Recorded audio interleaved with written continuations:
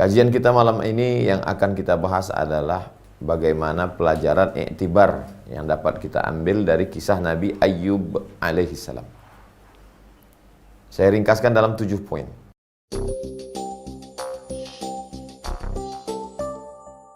Poin yang pertama, nama Nabi Ayyub itu sendiri. Ayyub menurut para ahli artinya ar-raji'u ilallah, orang yang kembali kepada Allah. At-taibu ilallah, taba yatubu tauban, raja'a yarji'u ruju'an, raji', orang yang kembali kepada Allah Subhanahu wa taala. Dalam hidup ini kita selalu mengembalikan sesuatu kepada Allah. Inna lillah wa inna ilaihi raji'un. Zahibun ila rabbi sayahdin, saya akan kembali kepada Allah. Orang yang tidak tahu tempat kembali, dia bingung mau pulang kemana. Orang yang tahu kampungnya, jelas habis merantau ini saya akan pulang kampung. Jangan sampai kampung kita diambil orang, apalagi digusur kampung kita, diambil kampung kita, tak tahu mau pulang kemana. Ini kampung kita yang abadi adalah kampung akhirat, kembali kita kepada Allah Subhanahu wa ta'ala. Jadi kalau ada orang mengatakan apalah arti sebuah nama, dalam nama adalah doa, dalam nama adalah makna, dalam nama Muhammad, orang yang terpuji, akhlaknya terpuji, namanya terpuji, kepribadiannya terpuji. Ayyub, orang yang kembali kepada Allah Subhanahu wa ta'ala, dia saat senang maupun susah, di saat lapang maupun sempit, di saat gundah gulana.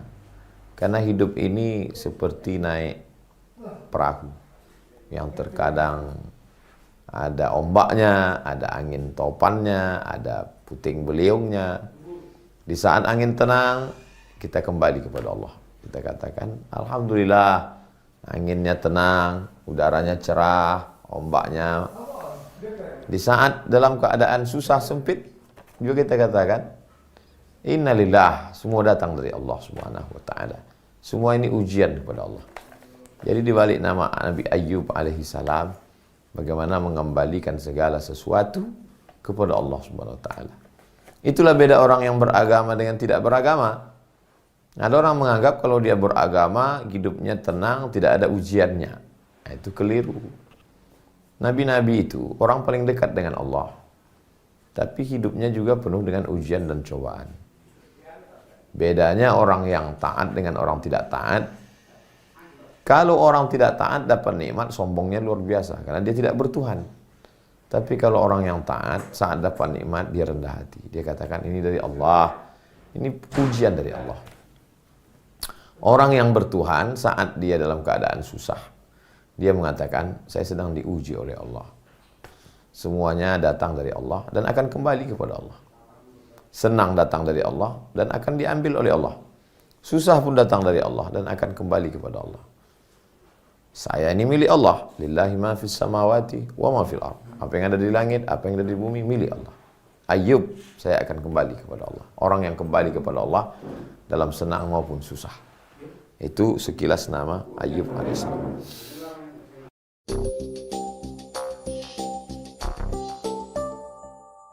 Bagaimana Nabi Ayyub alaihissalam? Mana pernyataan bahwa dia seorang nabi? Bisa dibuka dalam surat Al-An'am. A'udzubillahi minasyaitonirrajim. Wa Nuhan hadaina min qablu wa min zurriyatihi, dan dari keturunan Nabi Nuh, Daud, wa Sulaiman, wa Ayyub, wa Yusuf, wa Musa, wa Harun. Wa kadzalika najzil muhsinin. Jadi beliau adalah salah satu dari nabi, rasul, utusan Allah Subhanahu wa taala. Nabi diambil dari kata naba. Naba artinya berita yang besar. Nabi orang yang membawa berita yang besar. Rasul diambil dari kata arsala yursilu rasulan, irsalan. Rasulun, orang yang diutus. Rasulullah, utusan Allah Subhanahu wa taala dari Allah kepada umat manusia. Kenapa cuma 25 nabi dan rasul yang kita yakini? Kita meyakini lebih banyak daripada itu. Adapun 25 dari Nabi Adam sampai Nabi Muhammad SAW, Itu yang disebutkan di dalam Al-Quran. Dan salah satu yang disebutkan dalam Al-Quran itu adalah Nabi Ayyub alaihissalam. Tidak ada ikhtilaf di antara ulama bahwa beliau adalah salah seorang nabi, pembawa berita, rasul, utusan Allah kepada umat manusia. Di antaranya adalah Bani Israel, karena beliau termasuk daripada keturunan Nabi Yakub alaihissalam. Tapi katanya Nabi Nuh, kok Nabi Yakub? Nabi Nuh turun kepada Nabi Ibrahim, Nabi Ibrahim turun ke Nabi Ishak, Nabi Ishak turun kepada Nabi Yakub. Keturunan Nabi Yakub salah satunya adalah Nabi Ayyub alaihissalam. Jadi kalau dilihat turunan atasnya Adam, turunan agak bawah dikit Nuh, turunan lagi ke bawah Ibrahim. Dari Ibrahim cabang dua, Ismail itu menurunkan Nabi Muhammad SAW. Ishak, inilah para nabi-nabi seperti Nabi Musa, Nabi Isa, termasuklah Nabi Ayyub alaihissalam. Jadi kalau ada orang bangga, oh kami ini keluarga, kata orang Yahudi, banyak nabi-nabi di antara kami. Satu sisi kemuliaan, tapi satu sisi juga adalah menunjukkan penyakitnya kronis. Alhamdulillah yang ke rumah kami ini banyak dokter Pak Ustadz, dokter spesialis jantung, dokter jantung koroner, dokter spesialis diabetes, dokter spesialis kulit. Hebat berarti rumah itu banyak dokter datang. Tapi di sisi lain, itu berarti rumah itu banyak penyakitnya. Kalau di rumah kita mungkin dokter umum saja, mantri dari puskesmas sudah cukup. Lebih kurang begitu gambarannya. Memang dilebihkan dia. Banyak nabi-nabinya. Tapi penyakitnya juga luar biasa. Itu terjadi pada Bani Israel.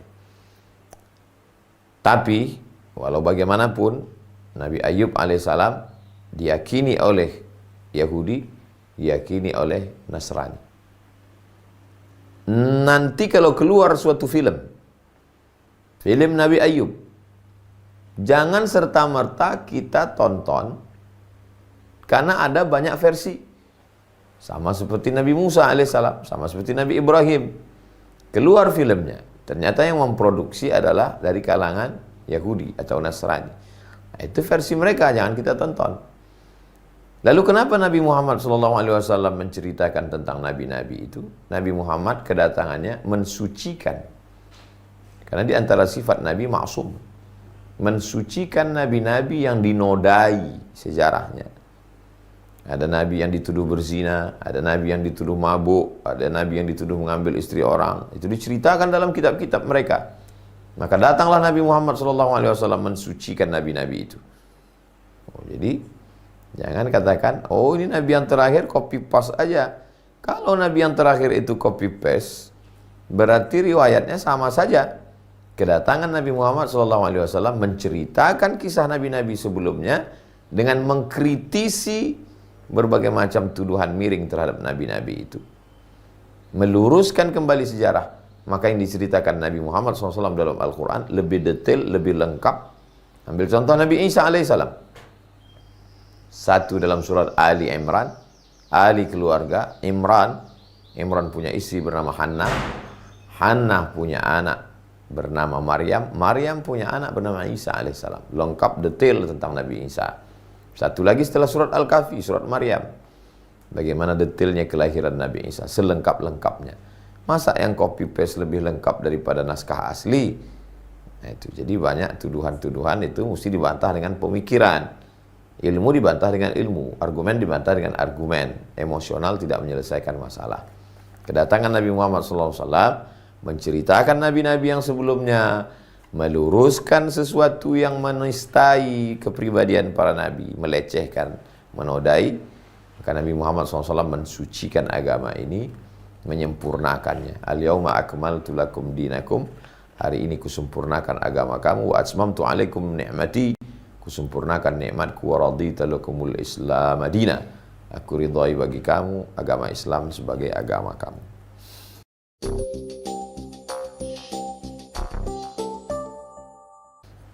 Yang ketiga,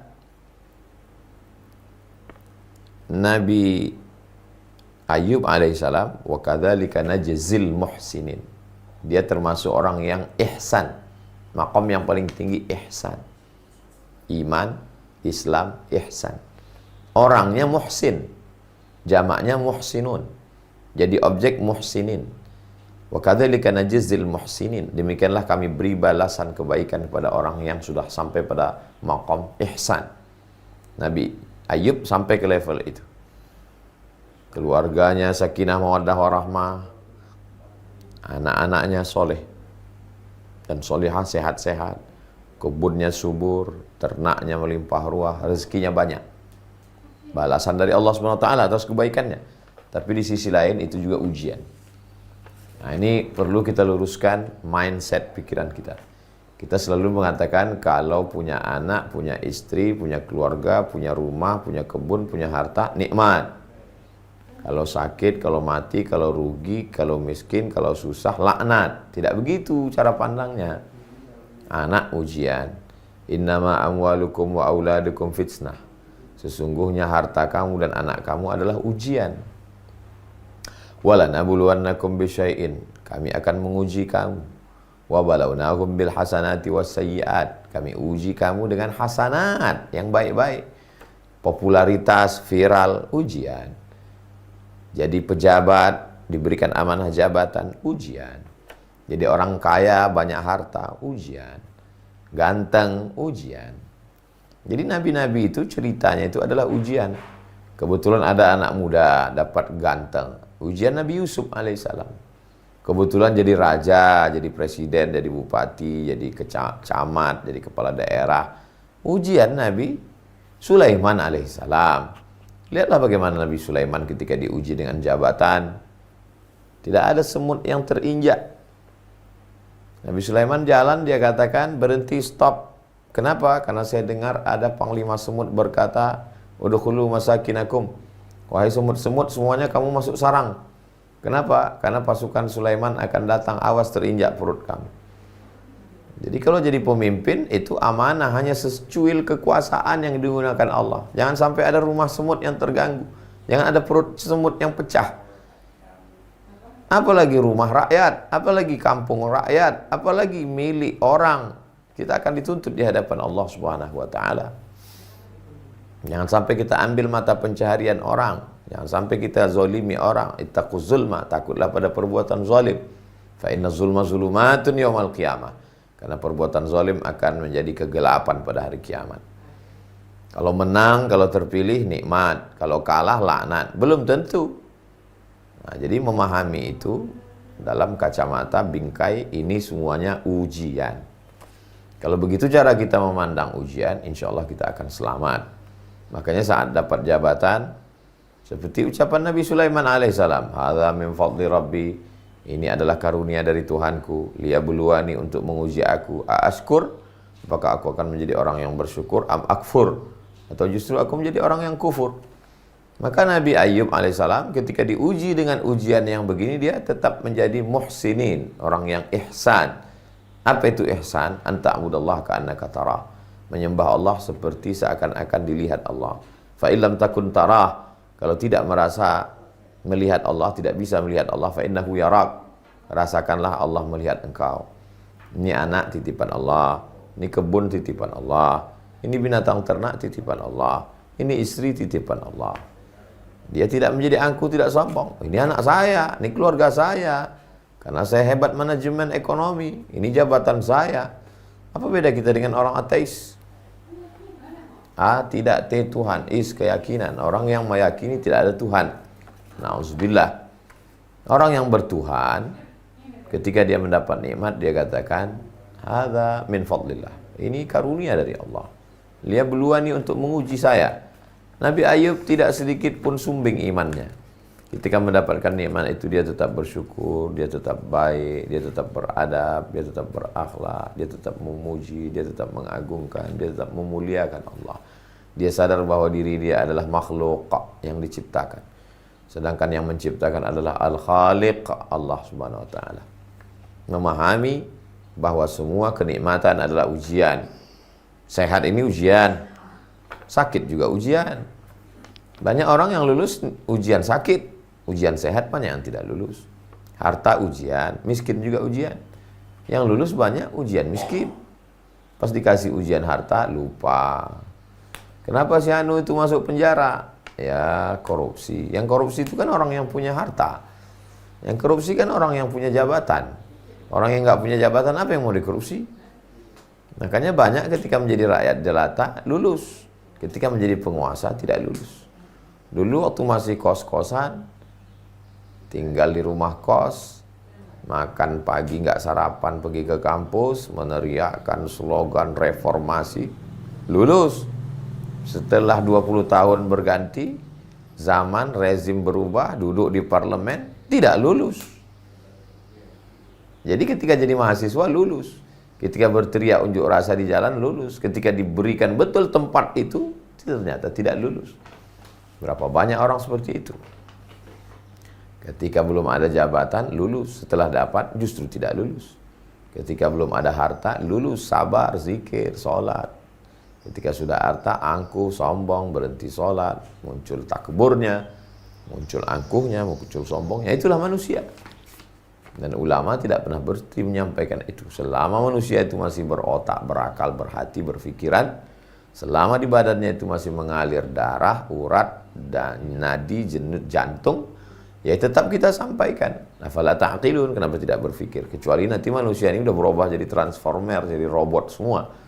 Barulah kita berhenti, karena mereka tidak khitab. Ayat Quran, hadis itu tidak lagi kepada mereka. Yang ketiga, ujian yang diberikan Allah Subhanahu wa ta'ala kepada Nabi Ayyub alaihissalam, ujian dalam bentuk meninggal anaknya. Imannya tetap kuat. Habis semua harta dengan kebun, dengan ternaknya. Menurut satu riwayat, itulah yang disebut dengan musibah likuifaksi, yang terjadi beberapa tahun menimpa saudara kita yang ada di Palu. Saya sampai ke Palu membawa bantuan. Seminggu sebelum kejadian saya di Palu, sepekan setelah kejadian saya datang lagi bawa bantuan. Pohon kelapa bergeser. Pohon kelapa yang ditanam orang bergeser ke tanah orang lain. Rumah-rumah bergeser. 10-20 meter ke bawah tanah itu bergerak, hilang ditelan bumi. Ternak mati, kebun kering, anak meninggal. Semua anaknya meninggal. Semua ternaknya mati. Semua kebunnya hilang. Puncaknya adalah sakit kulit. Ada orang ketika ternak hilang, sabar. Ketika kebun hilang, sabar. Pas anak hilang, error. Anak hilang, kebun hilang, ternak hilang, sabar. Karena itu ekstern, di luar diri. Tapi begitu kena di badan, mulai. Dia 4. Anak, kebun, ternak, kulit, badan. Dia tetap tegar. Tidak goncang imannya. Makanya ketika Nabi ditanya, Man asyaddun nasi bala'an? Siapa orang yang bala ujiannya paling keras ya Rasulullah? Kata Nabi SAW, Al-Anbiya, yang paling keras ujiannya adalah Nabi-Nabi. Summal amsal fal amsal. Kemudian di bawah itu wali-wali itu ujiannya luar biasa. Diusir, dibunuh, dicaci maki, disumpah serapah. Jadi kalau kita lihat, sebutlah ulama-ulama bagaimana ujiannya. Hadratus Syekh Hasyim Asy'ari, bacalah biografinya. Bagaimana ditangkap dalam perjuangan. Panglima Besar Jenderal Sudirman. Tuduhan-tuduhan dan sesat terhadap Kiai Haji Ahmad Dahlan menghadapi tahayul bid'ah dan khurafat. Bagaimana yang dihadapi oleh ulama sebelum itu, Syekh Yusuf Al-Makassari. Bagaimana Syekh Abdul Somad Al-Falimbani meninggal ketika mendengar berita bahwa saudara-saudara di Kedah, Malaysia diserang oleh pasukan Siam, Thailand. Terbang langsung ke sana. Bukan terbang naik pesawat, melewati laut Sumatera, menyeberang Selat Malaka sampai ke Semenanjung, berperang, meninggal, makamnya di Patani, Thailand. Menulis kitab Fadailul Jihad. Beliau orang tasawuf, tarekat Samaniyah, seorang mursyid, faqih. Nah, ini adalah bagian dari ujian yang diberikan Allah Subhanahu wa ta'ala.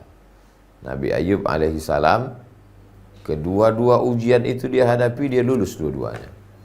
Ada orang diuji miskin lulus, uji kaya nggak lulus. Ada orang pas diuji kaya lulus. Bangun masjid, beri santunan, fakir miskin, anak yatim, dermawan. Begitu bangkrut, mabuk, nggak kuat menghadapi. Dulu dihormati orang, dulu disanjung orang, dulu dimuliakan orang, sekarang dihina orang, tak dihormati orang, nggak siap mental. Akhirnya mabuk, sakau. Beliau tidak. Saat miskin, saat kaya bersyukur, saat miskin bersabar. Itulah Nabi Ayub alaihi salam.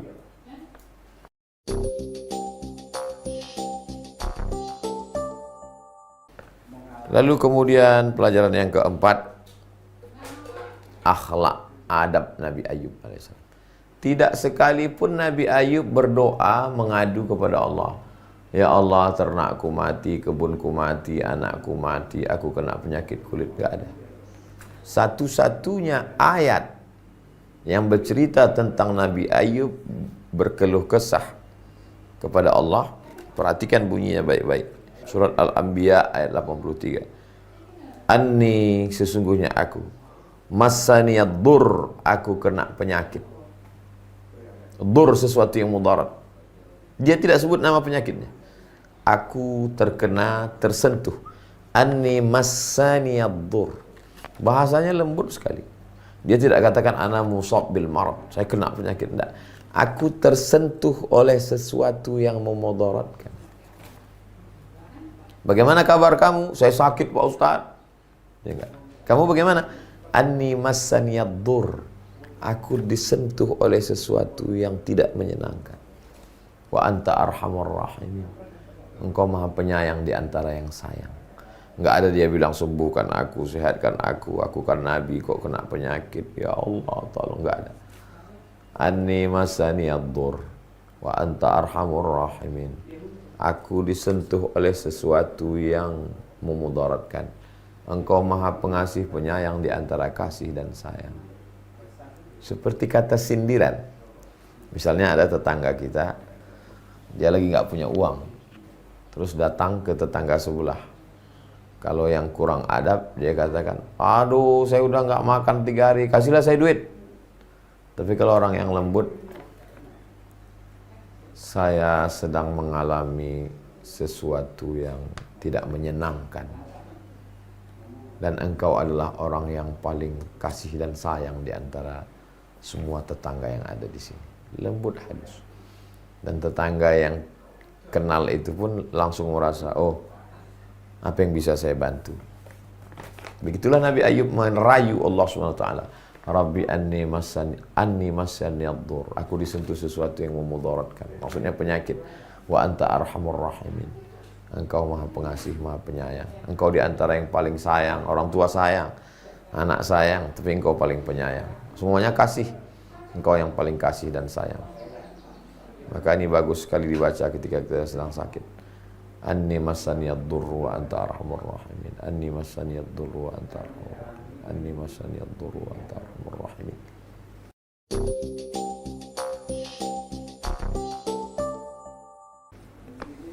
Yang kelima, Nabi Ayub alaihissalam diberikan Allah Subhanahu wa taala jawaban. Bagaimana seorang laki-laki jatuh cinta dengan perempuan, mengirimkan surat pendek, suratnya itu direspon. Oh, itu luar biasa itu. Mimpi kita ketemu Habib, orang yang selama ini ingin kita ketemu, itu seakan-akan direspon gitu. Keinginan kita itu direspon. Atau kita menzikirkan suatu doa, tiba-tiba malam itu kita mimpi, itu senangnya luar biasa. Kenapa? Karena ada respon. Saya dari dulu selalu membaca Bismillahilladzi la yadurru ma'asmihi syai'un fil ardi wala fis sama. Bismillahilladzi la yadurru ma'asmihi syai'un fil ardi wala fis sama. Saya yakin doa itu mustajab, karena doa itu dari Allah, dari Rasulullah SAW. Sampaikan dari guru-guru sampai ke kita. Sampai suatu malam saya tidur, bangunnya mimpi. Setelah bangun saya sadar, dalam tidur itu saya sedang dikejar orang kafir mengejar saya. Dikejar-kejarnya, saya bawa golok panjang. Saya cabut golok saya, saya tebaskan ke kepala. Orang yang mengejar saya itu gundul, botak. Saya tebaskan ke kepalanya seperti menebas besi. Besi ketemu dengan besi, ting, ting. Kepalanya nggak apa-apa. Sampai akhirnya saya bacakan, Bismillahilladzi la yadurru ma'asmihi syai'un fil ardi wala fis sama' wa huwa samiul alim. Pus. Berdarah kepalanya. Saya bacakan lagi, Bismillahilladzi la yadurru ma'asmihi syai'un fil ardi wala fis sama' wa huwa samiul alim. Berdarah kepalanya. Bismillahilladzi la yadurru ma'asmihi syai'un fil ardi wala fis sama' wa huwa samiul alim. Berdarah kepalanya, dia tumbang jatuh. Saya terbangun. Begitu dahsyatnya doa Bismillahilladzi la yadurru ma'asmihi syai'un. Orang yang kebal, yang nggak mempan kena pedang, kalau dibacakan itu pecah juga kepalanya, luka. Mimpi itu sangat jelas, nampak saya orang itu mengejar saya, matanya, kulitnya, wajahnya, nampak saya gundulnya itu nggak mempan. Begitu setelah dibacakan Bismillahilladzi, ujung pedang itu kena ke kepalanya, berdarah dan dia tumbang jatuh. Mimpi juz'un min ajza'in nubuwah. Kenabian sudah tak ada lagi. Tapi jangan lupa Nabi Ibrahim ketika menyembelih anaknya itu melalui mimpi. Ya bunayya, wahai anakku, inni ara fil manam, aku lihat dalam mimpiku, anni azbahuka, aku menyembelih lehermu, melalui mimpi. Nabi pertama tanda-tanda kenabian itu mislu falaqis subhi, seperti waktu subuh yang terang benderang, itu melalui mimpi. Nah, jadi kalau kita sebelum tidur berwudu, berzikir, bersolawat, datang sesuatu yang iktibar yang baik, respon dari Allah SWT dia kirimkan melalui mimpi. Mimpi terbagi tiga. Yang pertama, mimpi dari syaitan, namanya waswasah. Yang kedua, mimpi dari malaikat yang dikirimkan oleh Allah, namanya ilham. Mimpi yang ketiga adalah adghasu ahlam, bunga-bunga tidur. Jadi sebelum tidur atau waktu siang itu mikirkan sesuatu, terekam dalam bawah sadar, pas tidur dia rekamannya terulang lagi. Makanya pikirkanlah yang baik, ucapkanlah yang baik, renungkanlah yang baik, supaya terbawa ke dalam tidur juga yang baik-baik. Nabi Ayub, respon yang diberikan Allah langsung, apa kata Allah? Urkut birijlika, injakkan kakimu, tumitmu ke tanah. Hadza mughtasalun, memancar air. Mughtasalun, engkau mandi di situ. Baridun, airnya sejuk dingin. Wasyarabun, diminum.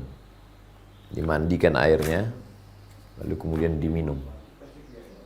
Sehat walafiat. Nabi Ayub kembali semula, kulit-kulitnya semua sehat walafiat. Dan yang paling setia menemaninya adalah istrinya, Rahmah. Makanya di antara doa Pak Kuas setelah akad nikah, Allahumma arham bainahuma kama rahimta baina Ayyub wa Rahmah. Ya Allah, buat dua pasangan laki-laki perempuan yang baru menikah ini memiliki kasih sayang sebagaimana kasih sayang Nabi Ayub dan Siti Rahmah. Makanya kesabaran yang paling puncak adalah sabar Ayub. Orang selalu mengatakan isbir sabr Ayub. Sabar ya, sesabarnya Nabi Ayub. Puncak kesabaran.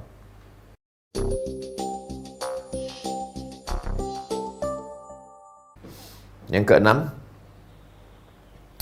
ada satu icon. Icon. Mesin cuci, ini deterjen, ini air minum, ini sepeda motor, ini saya nggak sebut mereknya, dia jadi ikon.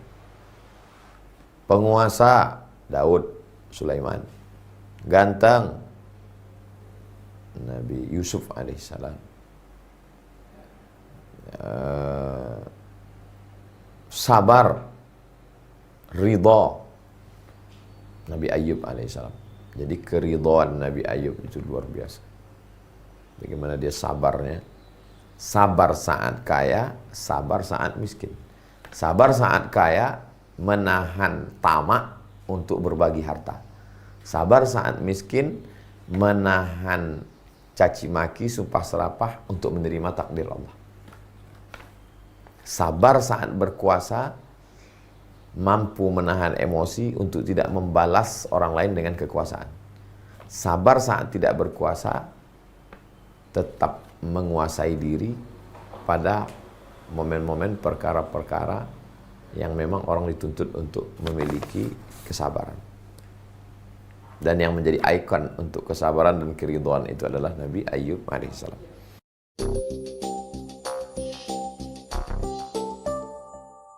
Yang terakhir, yang ketujuh, perlu kita untuk membahas kisah-kisah supaya apa? Supaya kita mengambil i'tibar pelajaran. Faqsusil qasas.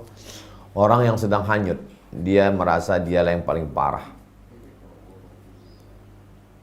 Orang yang sedang hanyut semua dia tarik. Jangankan bambu, jangankan kayu, rumput yang lapuk pun dia tarik.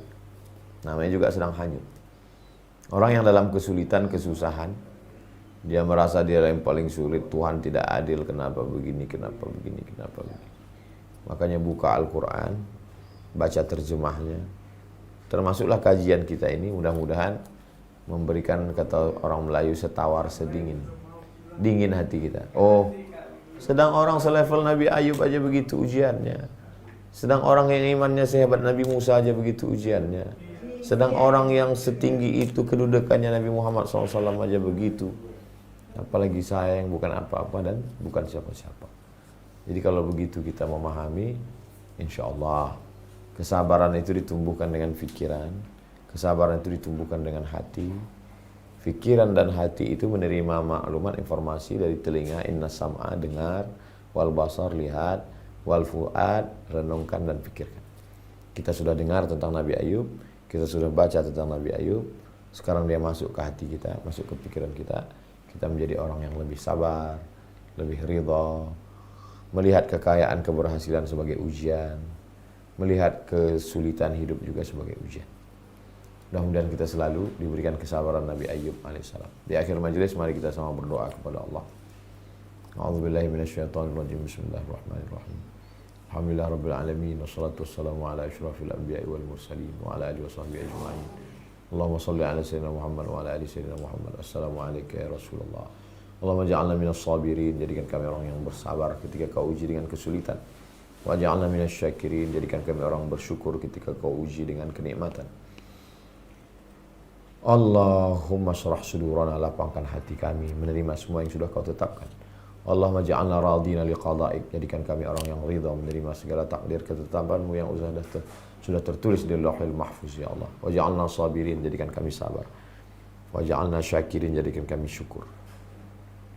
Wa ja'alna minal mukhlasin, jadikan kami termasuk orang-orang yang diikhlaskan, dijadikan Allah sebagai orang yang ikhlas. Rabbana taqabbal minna, terima segala amal kami, wa tub alaina, terima taubat kami. Rabbana ighfir lana dzunubana, ampunkan dosa kami, wa li abaina, ayah kami, wa li ummahatina, ibu kami, wa li azwajina, pasangan hidup kami, wa li dzurriyyatina, anak cucu keturunan kami, wa liman ahsana ilaina, orang-orang yang berbuat baik pada kami. Rabbana atina fid dunya hasanah wa fil akhirati hasanah wa qina adzabannar. Wa sallallahu ala sayyidina Muhammad wa ala alihi wasallam, walhamdulillahi rabbil alamin.